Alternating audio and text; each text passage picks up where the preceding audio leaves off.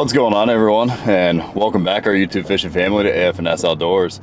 I'm Justin Lewis, and today is the start of the Highway 141 garage sales here in Iowa, which is apparently a big deal to a lot of people, mainly her and a lot of other people in Iowa, but I'm actually not a big garage sale person, so I really couldn't care less actually to go do this. So to make this kind of entertaining for me, I'm gonna do a little something that I'm gonna call the $20 garage sale fishing challenge. Kind of like one of those knockoff Walmart fishing challenges, but I think it's gonna be a little bit harder. Because if you do a Walmart fishing challenge, which is, you know, entertaining in itself, but the equipment is guaranteed to be there. In a garage sale fishing challenge, you don't know if anything's gonna be there or not. So my goal for today is to see if for $20, I can find a rod and reel and tackle to go out and catch bass and see if we can catch fish with only what I find at a garage sale. So that's the goal for today, is we're gonna go garage sailing. Yes. And Junior in the back is hoping they have toys and stuff or whatever else we'll buy him. Yeah. So we'll see what happens. But hope you guys enjoy it. Something a little different for you guys as we're out and about today. Oh, look at that one. Yeah, Humminbird fish finder. Oh yeah, cool.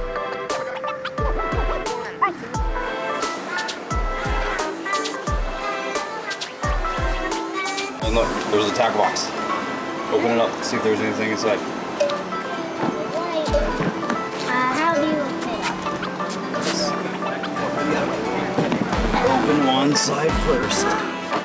Anything inside? I found that. Yeah, there's a little fish.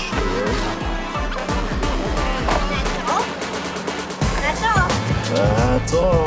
Only one fish is in there. Yeah. Are you gonna buy anything else?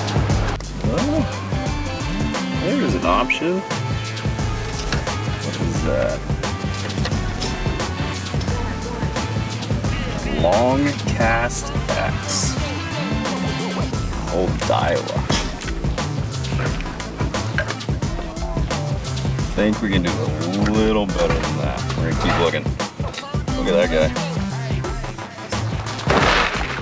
We got 2 rods, lures, and an entire tackle box for under budget. We are done. After like 15, 20 garage sales. Yeah. So I'm fairly certain that whoever writes the garage sale things just puts fishing stuff on the descriptions to get men to show up at the garage sales. That's what I'm fairly certain of, because out of all the garage sales that we went to that had fishing items listed, 2 had fishing items. One had a Humminbird fish finder, and the other one had 2 fishing rods. One was actually complete. The other one didn't even have a reel on it. So, but this one, we got an entire tackle box, some fishing worms, and 2 reels. So we got a little bait caster, an old Pro Qualifier, Bass Pro Qualifier, which I think we can go home, we can clean it up, put some new line on it, we'll be all right. It's even got a broken eyelet for us. That'll be nice. So that'll be nice. And we've got an old school little Daiwa underspin. Haven't used one of these since I was a kid. I don't even know if this works. Hey, it looks like it works. Guess I should have checked that. I think it works. So we're. Uh-oh, maybe it doesn't. Does. Reel? Yeah, there we go. Yeah, I think it works. Then for a buck, we got a couple packs of worms, some finesse worms in there, a couple random hooks, and looks like some little drop shot weights. And then we got a tackle box. I don't need a whole tackle box, but you know, whatever. We got to fish with what we can buy, so We got some nice inline spinners with some minnows, some little grubs. Apparently this guy really likes his minnow baits. Got a few of those. Some bobbers, beetle spins. Here's the money. We got literally the money hound from Yum. A little top water action. We'll be throwing those. And the money craw. We got Emily's door. That's a door, right? It's a window pane. Okay, it's a window pane, whatever. And we're good to go. Thanks, baby. You're welcome. Thanks for holding the camera. So, first part of the challenge is done. Probably the harder part of the challenge is done is actually finding this stuff. So we did good. We even got 2 rods instead of just 1. We got some lures and we came in under budget. We only spent $14 and we had $20 to spend. That was kind of like my challenge limit was $20 to buy a bunch of stuff. I think we got some baits. We're gonna have to bend the rules a little bit because I'm gonna have to put some of my own hooks on there, but I think we'll be okay. So we're gonna get home. I'm gonna clean up the reels, probably put some fresh line on it, and then we're gonna get out and see if we can catch some fish. It's kind of fun though. It's kind of fun trying to hunt down all of this stuff instead of doing like the Walmart one where you know you're gonna have the equipment there. This one was fun because you have to like hunt down the equipment and then you have to go catch the fish on top of it. Kind of like a challenge and another challenge on top of it. A little bit more fun. So we'll see you guys in a little bit. That looks familiar, right? Well guys, it is the next day after we bought this this fancy stuff right here. So what I think we're gonna do is we're gonna take our gear and we're gonna go over here to the dock where I think we're gonna start fishing. And we're gonna take a closer look at what we got and kind of what I had to do last night to get ready for today. Quite honestly, after I dug into what we bought at the garage sales last night, I was actually pleasantly surprised. These rods and reels are actually a little better than I thought they were. And we did get a fairly decent price. We paid like $14 is what we paid for everything. 2 rods, 2 reels, the tackle box, the tackle, everything. But on both rods, I did have to take the line off and put new line on. So the bait caster I went ahead and put on braid so we can do a little top water action. The spin cast went ahead and put on some mono so I didn't snap on a fish and leave a bunch of line and a hook inside of a fish's mouth. I don't want to do that. All right, over to the GoPro right about now. This will be interesting. Here we go. Ooh, we can cast. Look at that. We cannot cast very far though.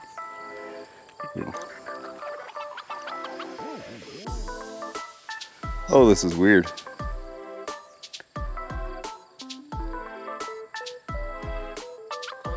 Oh, this is weird.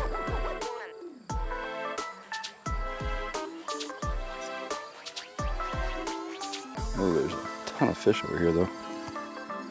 Like scaring fish all over the place. Let's go down here.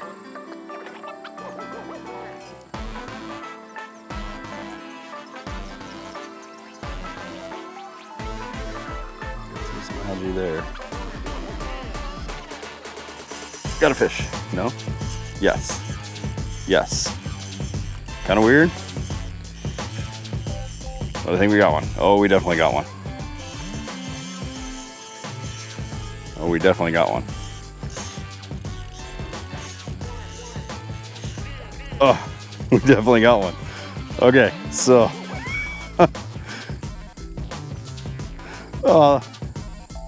Feels weird, like we got like half a rod or like 2/3 of a rod. Doesn't feel normal.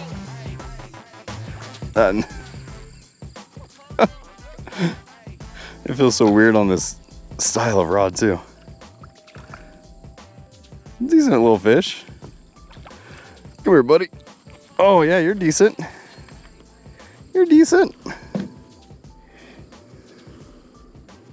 Look at that. Look at that. See that? Spin cast. Garage sale find. Couple bucks for this fishing rod combo. And it's putting bass in our hand. Can't beat that. All we did was take a little bit of time to clean it up. Look at that. Nice fish. See ya, buddy. See ya, buddy. That's our money craw right there. So that should be golden. We're gonna go give this a try, but we are gonna move spots. We're gonna slide down just a little bit. So I'm gonna get my mess picked up and we're gonna go that way. We're gonna try and get this money craw out of the way here. See that? Look at that. Bait caster works like a charm. Just fine. Fish. There we go. Little guy. Little guy. But, get out of there. Finally, on that money craw. Just a little guy. See you, buddy. He was right up against that vegetation line though. All right, guys, I need one more fish, and quite frankly, I rode the struggle bus for quite a while on that yum craw, that money craw, they call it. So I'm hoping this money hound is gonna do better. It's kind of like a soft spook. I thought it was like foam. It looks like it's a little bit more plasticky than I thought it was. But it's kind of interesting. They said it needs a 5/0 hook, so that's what I went ahead and put on here. I guess it sits like that. I don't know. I feel like this is kind of like the Ned rig of topwater baits. It's like a little turd that just sits on the surface and you hope something eats it. We'll see. The idea of a spook isn't new to me, but this thing sure is. Does it float? Kind of. It kind of walks. It kind of sinks and then like hops out of the water. I thought if you stopped, it would float. And that does not seem to be the case. God, see, it's not very effective. It's not.